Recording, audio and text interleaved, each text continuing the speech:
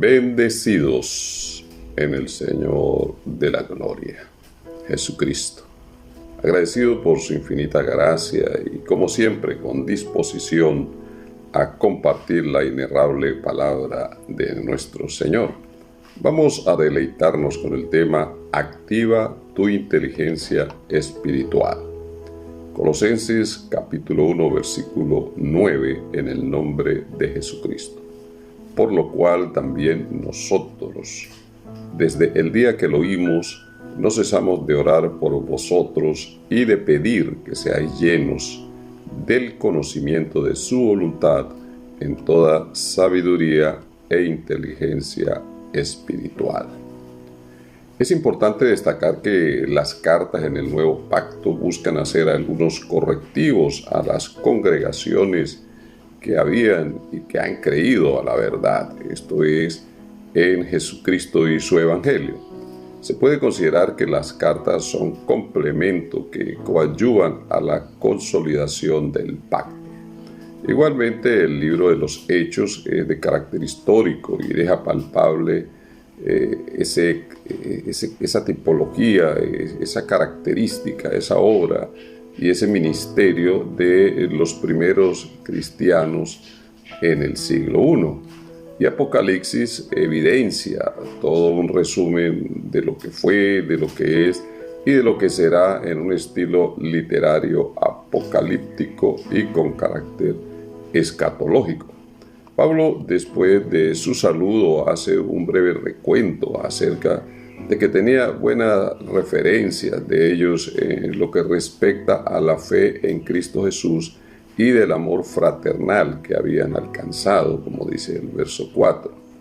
Y toda esa actitud digna de admirar es la resultante de un causal, la esperanza de vida eterna que habían oído por la palabra verdadera del Evangelio de Jesucristo que había llegado a esta ciudad situada en Asia Menor.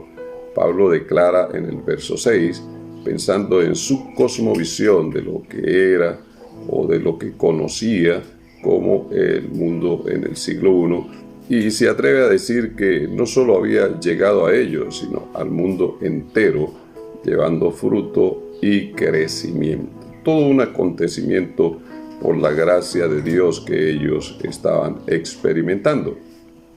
En esta carta se resalta a Epafras, un siervo fiel del Señor, y quien le informó a Pablo el amor que los creyentes tenían en el Señor, pues este es el Espíritu, como lo declara 2 Corintios 3:17. El verso 9 parece indicar que Pablo no tenía conocimiento de aquella obra debido a la frase cuando dice, por lo cual también nosotros, desde el día que lo oímos, no cesamos de orar por ustedes. Y es entonces cuando Pablo declara la razón de su oración. Primero, que el Señor les diera conocimiento pleno de su voluntad con el propósito de alcanzar sabiduría. Y en segundo lugar, activar la inteligencia espiritual. Hagamos un contraste entre estas dos virtudes o dones espirituales. Santiago 3:17 define esta sabiduría como algo externo que viene de lo alto, de Dios. No así la sabiduría humana, que solo se basa en una cualidad atribuida a quien posee un vasto conocimiento en una determinada área, simplemente no trasciende. Mientras que la sabiduría de lo alto induce a obtener conocimiento en el área escritural, pero no se queda ahí, es trascendente y conlleva al temor de Dios, a respetar su voluntad perfecta establecida para este pacto. La sabiduría que viene de lo alto está ahí plasmada en la palabra profética más segura, esto es la verdad testamentaria. Pero aunado a esta sabiduría, Pablo indicó que también estaban orando para que fueran llenos de inteligencia espiritual. Esta oración de Pablo hace pensar que es muy probable a aquellos santos y fieles, su acción volitiva, tenían sabiduría de lo alto, e inteligencia espiritual. Esa era la voluntad de Pablo, pero el sentir que había es que ellos fueran llenos. Obviamente hay una diferencia entre tener y estar llenos. Así que no te conformes con tener. Busca siempre el máximo nivel, lleno, full. La Biblia nos trae a memoria por qué debemos estar llenos de la inteligencia espiritual. Job, capítulo 28, versículo 28, determina que el temor del Señor es la sabiduría y el apartarse del mal, la inteligencia. Cuando un creyente aún sigue disfrutando del pecado premeditado, es señal que no está lleno de estos requerimientos para lograr la medida de la estatura de la plenitud de Cristo a la que se refiere el apóstol Pablo en Efesios capítulo 4, versículo 13.